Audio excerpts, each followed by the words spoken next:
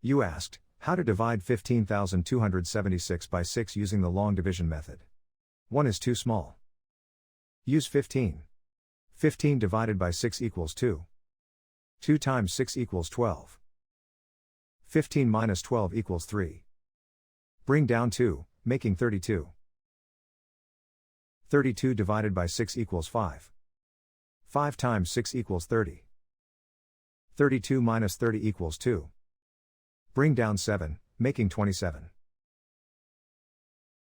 27 divided by 6 equals 4. 4 times 6 equals 24. 27 minus 24 equals 3. Bring down 6, making 36. 36 divided by 6 equals 6. 6 times 6 equals 36. 36 minus 36 equals 0. The remainder is 0. The final result is 2546.